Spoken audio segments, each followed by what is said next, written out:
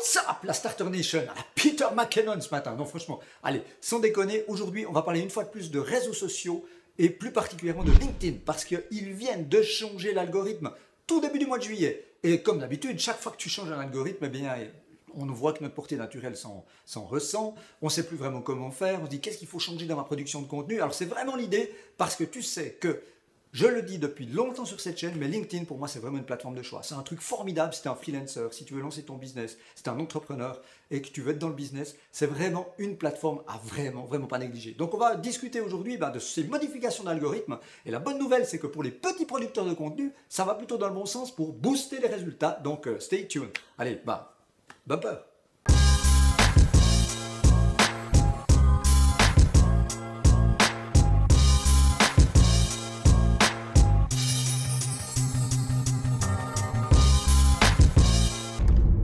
Hello à toutes et à tous et encore bienvenue sur mon channel où tu le sais probablement déjà, ma biologie, ma raison d'être, ce qui fait que j'ai envie de me poser sur ce siège relativement souvent, de te regarder devant cette caméra, d'affronter la peur de se filmer, c'est effectivement de t'inspirer, de t'aider, de t'accompagner, de te donner un maximum de valeur, de trucs, d'astuces, de tips pour que tu puisses lancer ton business, inventer ton futur, vivre la vie que tu souhaites et bien entendu utiliser tous les fantastiques effets de levier du digital pour booster tes résultats et atteindre tes objectifs. Alors, comme je te le disais en intro, c'est super important qu'on parle à nouveau de LinkedIn. LinkedIn, une de mes plateformes préférées, avec un reach naturel, une portée pour les messages assez phénoménale. Mais ils viennent d'annoncer, au début du mois de juillet, une modification d'algorithme qui pourrait bien entendu modifier un peu la donne. Qu'est-ce qui se passe chez LinkedIn? Eh bien, ils se sont bien entendu rendus compte que la plateforme fonctionne d'enfer. Il y a un nombre d'utilisateurs qui grossit de manière monstrueuse. En plus, ils voient que l'engagement, les likes, les commentaires, les partages, c'est un truc de dingue, hein, ça explose. Ils annonçaient que depuis le début de l'année, year to date, ils ont déjà eu 50% plus globalement comme ça d'engagement qu'ils n'ont mesuré à année comparable. Donc t'imagines un petit peu la puissance, la folie du truc. Et au-delà de ça, ce qu'ils ont remarqué, c'est que malheureusement, cette portée fantastique n'est pas distribuée de manière, on va dire, équitable entre tous les producteurs de contenu. Et statistiquement, ce qu'ils ont pu voir, c'est que ceux qui sont le plus récompensés, ceux qu'on voit le plus souvent dans le feed, ceux qui ont le plus d'engagement, ceux qui ont le plus de commentaires, ceux qui ont bien entendu énormément plus de vues que les autres et qui ont une potentialité d'être encore plus vus par beaucoup de monde, c'est l'effet de boule de neige, c'est les top 1% des créateurs. C'est-à-dire les gens qui ont déjà une communauté énorme et qui génèrent beaucoup d'engagement.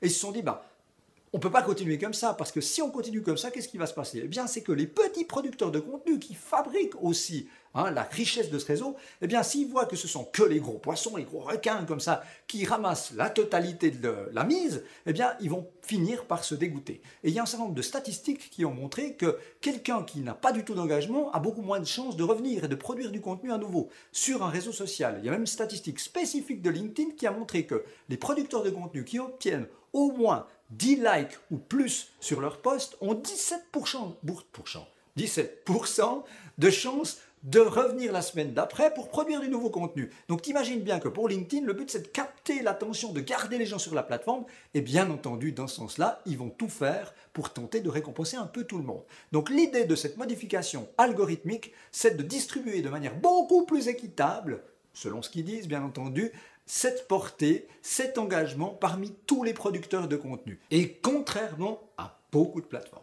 LinkedIn a décidé d'être beaucoup plus open, d'être transparent et d'annoncer d'une part cette modification algorithmique, mais également de nous donner un certain nombre de clés pour comprendre le fonctionnement de cet algorithme directement dans des publications officielles de la plateforme. Et si tu lis entre les lignes, et même dans les lignes, qu'est-ce qu'on découvre dans ces publications, ces communications officielles de LinkedIn? C'est que tout le secret du nouvel algorithme tient dans un mot: contribution.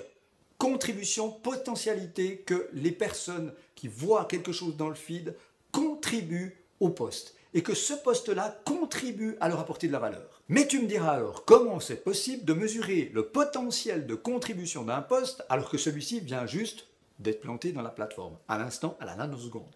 Eh bien, c'est la beauté, la magie du machine learning, des intelligences artificielles, qui vont mesurer, c'est le cas de l'algorithme de LinkedIn, un maximum de signaux au niveau de la plateforme des utilisateurs, des interactions, pour essayer de mettre en place une sorte d'intelligence, parce qu'on reste sur du robot, une sorte d'intelligence qui va chercher des patterns recognition, c'est-à-dire des choses qui se répètent pour pouvoir déduire le futur.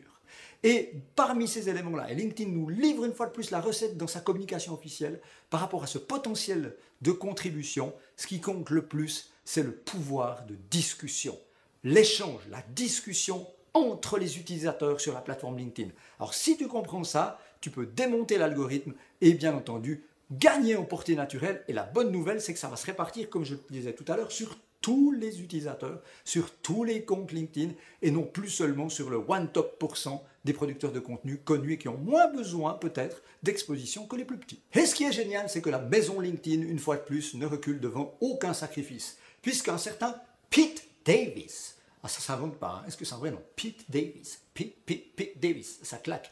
Hein. Pete Davis nous a livré un certain nombre de clés supplémentaires pour pouvoir bénéficier au maximum de ce nouvel algorithme. Alors je vais te livrer à présent les recettes du fameux Pete Davis. En point numéro 1, comprendre que la discussion est au centre de tout. Donc ce qu'il faut absolument faire, selon Pete Davis, une fois de plus, et selon moi-même, puisque je l'ai testé depuis une semaine et je peux vous dire que l'effet est hallucinant, c'est de poster en encourageant la réponse. Poser des questions, lancer le dialogue, interroger les gens de manière suffisamment engageante et intelligente pour que les gens se sentent, pas l'obligation, mais la réciprocité face à la valeur délivrée, de poster en dessous un commentaire pour ouvrir la discussion. La deuxième clé, c'est de choisir le bon format pour engager au maximum la discussion par rapport à la thématique dont tu parles. C'est vrai qu'il existe de multiples manières, de multiples outils de production de contenu sur LinkedIn, puisqu'on peut parler de vidéos, on peut parler de textes courts ou de textes longs, donc des articles. On peut parler également de photos ou même de multiphotos, tu sais, avec ce côté un peu carrousel. Eh bien, le fameux Pete Davis, une nouvelle fois, nous révèle qu'il n'y a pas chez LinkedIn de hiérarchisation du type de vecteur de communication. Donc tu peux poster tant du texte que de la photo, tu ne seras pas péjoré. Par contre, ce qu'il faut absolument faire, c'est choisir le meilleur format en fonction du contexte, de la thématique. Et le but, une fois de plus ultime, c'est d'engager la discussion. Qu'est-ce qui va générer le plus facilement une discussion par rapport à la thématique choisie? Alors, une fois de plus, allume le super pouvoir de l'empathie, qui est un truc capital pour l'entrepreneur, et puis dis-toi, si j'étais à leur place, dans leur tête, dans leur basket, qu'est-ce que je préférerais comme type de contenu par rapport à cette thématique, et qu'est-ce qui pourrait me donner le plus envie de m'engager dans une discussion en termes de type de contenu. Troisième clé, utiliser le @ donc la fameuse queue de singe ou arrobase pour ceux qui préfèrent le truc littéraire, et le nom de l'utilisateur pour citer quelqu'un dans un post. Lorsque, bien entendu, tu penses qu'il peut apporter quelque chose, une contribution, une fois plus, à la discussion. Alors bien entendu, il ne faut pas taguer n'importe qui comme ça, donc avec la queue de singe et son nom, parce que tu te dis, ça va être cool de prendre quelqu'un qui a de l'audience. Non, ce n'est pas ce qu'il faut faire, au contraire, vu le nouvel algorithme, de taguer au maximum, le dit une fois de plus, Pete Davis, 5, au grand maximum, 5 personnes qui pourraient, bien entendu, apporter une valeur supplémentaire, contribuer à la discussion, si tu les interroges sur cette thématique, et où tu penses qu'ils vont avoir envie de se lancer dans la danse de cette discussion. Donc, n'hésite pas à utiliser cet effet de levier en citant arrobase, le nom de l'utilisateur, maximum 5, mais surtout et surtout si tu penses qu'ils peuvent apporter leur pierre à l'édifice, à la discussion, et qu'ils vont participer à ce type de discussion-là. Quatrième clé, c'est s'engager soi-même dans la discussion quand il y a des commentaires par rapport à ton post. Alors là, Pete Davis, je suis à fond avec toi, parce que vous savez que je le répète, je rabâche sur cette chaîne. Quel que soit le réseau social, on n'est pas dans un monologue, mais dans le dialogue. Lorsque vous postez quelque chose, le travail ne fait que commencer. Donc, si vous voulez générer plus de discussions, avoir un meilleur score de contribution et donc apparaître plus souvent dans le flux d'actualité des gens sur LinkedIn, mais c'est probablement valable également pour tous les autres réseaux, eh bien, répondez aux gens. Quand quelqu'un, vous par exemple, posez une question et que vous avez un retour, dans la vraie vie, vous vous arrêtez pas là, vous ne dites pas stop, c'est super cool, etc. Non, vous continuez la discussion et c'est ce qui fait l'interaction entre les êtres humains. Donc, engagez-vous pour générer une fois de plus cet effet de boule de neige de discussion. Bien entendu, si vous êtes un peu malin, lorsque vous allez donc répondre aux gens qui se sont engagés dans la discussion, vous allez utiliser un argument, un phrasé qui encourage à une nouvelle réponse des utilisateurs ou de l'utilisateur en question, de manière à créer un dialogue, une discussion, comme vous le faites dans la vraie vie. Ne changez rien, restez les mêmes. La cinquième clé de Pete, c'est l'utilisation des hashtags. LinkedIn, une fois de plus, nous ouvre l'envers du décor, les coulisses, en nous expliquant que les hashtags ont un effet. Ce qui se passe, selon ce que nous dit Pete Davis une fois de plus, c'est qu'il y a une sorte de, oui, de valeur comme ça, de poids, hein, d'essence, de gaz qui est mis pour chaque post pour répartir sur les hashtags. Donc ça ne peut pas être étendu, hein, chaque post a le même potentiel qui vient nourrir ces hashtags. Et puis, ben, évidemment, lorsque tu vas mettre des hashtags, il va utiliser cette espèce de substance pour subdiviser ceci sur les différents hashtags et aller les montrer s'il y a des gens qui suivent ces thématiques-là. Alors bien entendu, si plus tu vas mettre de hashtags, plus cette substance va être subdivisée entre les différentes manières équitables, différents hashtags que tu auras mis dans ta publication, et finalement, ils n'auront plus beaucoup de poids. Donc, si tu veux vraiment que tes hashtags fonctionnent bien et avoir un maximum de traction, toujours par rapport au score de contribution du nouvel algorithme, Pete nous dit, et je pense qu'il a raison, maximum 3 hashtags. 3 hashtags maximum et en lien direct avec la publication, et si possible, des hashtags qui poussent à la discussion une fois de plus. Et 6e et dernière clé, la niche d'activité. Parce que ce que LinkedIn a remarqué, c'est que parmi toutes les millions de publications qu'ils vont avoir sur la plateforme, c'est que les discussions ou les posts qui sont faits dans une niche spécifique d'activité, où l'utilisateur, ou plutôt le producteur de contenu, le contributeur, hein, demeure dans une certaine niche et qui crée une communauté autour de cette niche qui s'attache à lui-même et surtout à la thématique parce qu'elle leur est proche, plus les discussions sont intenses, fortes, soutenues et régulières. Donc par rapport à ça, évidemment, une nouvelle fois, si tu veux hacker, entre guillemets, l'algorithme, eh bien, essaye de demeurer dans une certaine niche dans tes publications, des thématiques qui tournent autour, qui gravitent autour de cette thématique-là, reste concentré, focus, parce que ça devrait générer plus de discussions, une fois de plus d'engagement entre les utilisateurs, plus de dialogue, et par rapport à la notation du nouvel algorithme basé sur le score de contribution, tu vas gagner des points. Yes, ben on arrive déjà à la fin de cette vidéo, j'espère vraiment qu'elle te soit utile. Si c'est le cas, comme d'hab, n'hésite pas, démonte, explose, smash, le like bouton, c'est en dessous que ça se passe.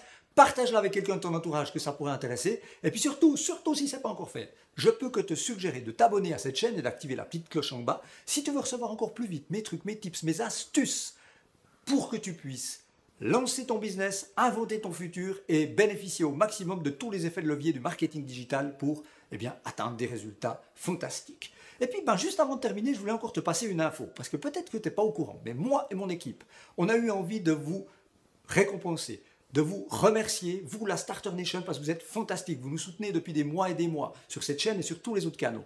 Et pour vous remercier, ce qu'on a décidé de faire, c'est de lancer notre toute première formation en ligne, qui s'appelle le Digital Switch Online. C'est une formation qui te livre toutes les clés du succès pour pouvoir booster tes résultats et utiliser au maximum tous les effets de levier du marketing digital 4.0. C'est une formation qu'on vend normalement plus de 1000 € à nos clients. Et là, tu vas l'avoir pour un tout petit peu plus de 90 €. Mais au-delà de ceci, et parce qu'on a vraiment envie de vous aider, et parce que c'est l'été, et parce qu'on veut vous remercier une fois de plus, eh bien pendant 10 jours et 10 jours seulement, un code promo vous permet de bénéficier encore de 50%. Donc ça met la formation à 47 francs suisses, un peu plus de 42, 43 € je crois sauf erreur actuellement. Donc surtout n'hésite pas, je te mets le lien en dessous, clique, accède à la formation et tu verras que ça te fera atteindre des résultats que tu n'imaginais pas. Voilà, d'ici à la prochaine vidéo qui arrive très rapidement, je vous le promets cette fois-ci une fois de plus, il me reste à vous souhaiter le plein succès, un max de fun dans tout ce que vous faites, profitez à fond du soleil et bénéficiez du nouvel algorithme de LinkedIn. Et puis à très bientôt et surtout, be a start!